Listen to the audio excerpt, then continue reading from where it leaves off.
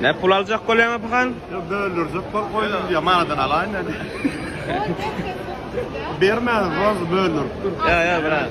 Doğru edeyim. Bizden çalacak koyun